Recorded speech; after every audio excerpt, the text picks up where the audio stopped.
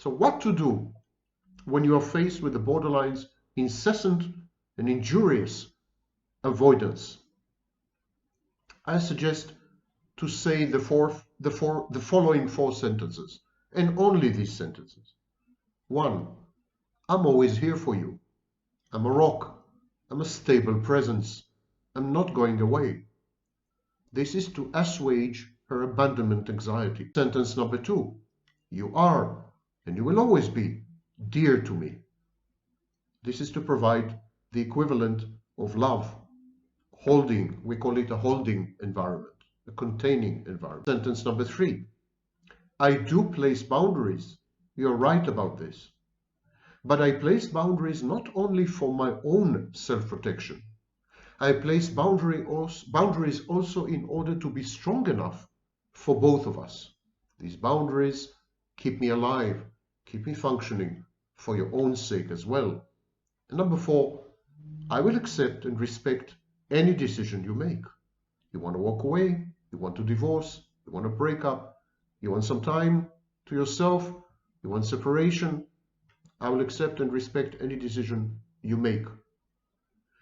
Now, these 4 sentences combined are unlikely to provoke engulfment anxiety in the borderline. They are also likely to reduce or ameliorate and mitigate her abandonment anxiety, the twin anxieties that are the fuel in the borderline's engine. Say these 4 sentences repeatedly, morning, afternoon, evening, and nighttime, until they sink in.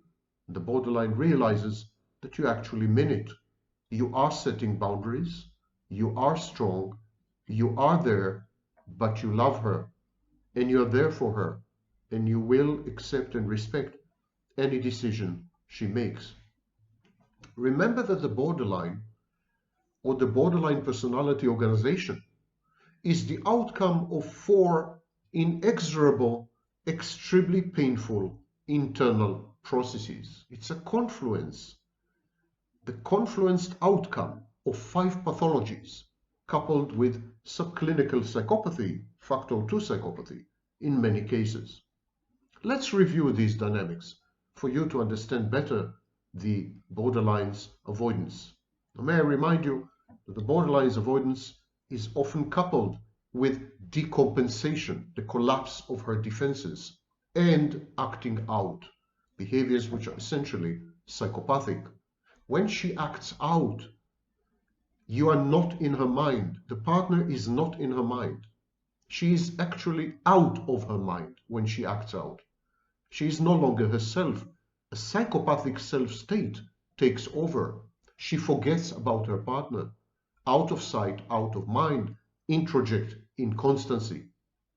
So then she acts out. Now, acting out could take any shape, any number of behaviors. Most of these behaviors are reckless. Acting out could involve, for example, promiscuity, sex with strangers, total strangers or relative strangers. Acting out could involve shopaholism, depleting the family's finances and resources. It could involve even workaholism. It could involve substance abuse and addictions. Acting out is simply the way the borderline protects herself from overwhelming emotions and moods that are labile and all-consuming. She becomes a heartless psychopath who doesn't care about her partner because he's no longer in her mind. And so all this, subclinical psychopathy and everything else I mentioned, are motivated and driven by 5 processes. And these 5 processes are at the heart of the borderline's avoidance. And you need to understand them if you are to cope with an avoidant borderline. Number 1, introject or object inconstancy. As I said, out of sight, out of mind, the inability to maintain introjects of significant others, the inability to maintain internal representations, internal objects, avatars, snapshots of meaningful, significant others, the incapacity to trust the permanence of meaningful others in one's life. Introject or object inconstancy provoke abandonment anxiety or separation insecurity in clinical terms. The second process that motivates avoidant behaviors, transitional or comfort objectifying, the failure to attach or to bond with, or to cathect, to emotionally invest in other people. The borderline is actually attachment impaired. She has extreme difficulty to form long-term bonds which are stable, cathected, emotionally invested in, and involve secure attachment, because her attachment style is insecure in the extreme. So there's a failure to bond, to attach, to cathect. Other people become failed projects. So the borderline uses other people's bodies, for example, the way small kids use teddy bears or favorite blankets. She uses other people's bodies and other people's presence and other people's minds and other people's love and emotions and cognition. She uses other people as comfort objects or transitional objects.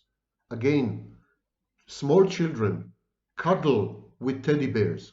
They carry with them a favorite blanket wherever they go. This is a transitional phase from narcissistic libido, investment in oneself as an object of love, to other directed libido, object relations.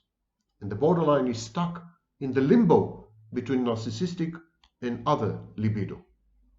The third process is identity disturbance. Identity disturbance is fluctuating between mutually exclusive, incompatible beliefs, values, behavior patterns, cognitions, and emotions. In other words, mutually exclusive schema, owing to the absence of a core identity. The borderline has no core identity. She's not there. There's nobody there. Exactly like the narcissist. It's a black hole. It's a void. It's an impermanence. The borderline is the reification of absence, precisely like the narcissist. And that's why many scholars don't split hairs between narcissism and borderline. They think essentially it's the same condition. There's a schizoid core, which is essentially empty. Consequently, the borderline's identity, who she is, her essence, fluctuate wildly.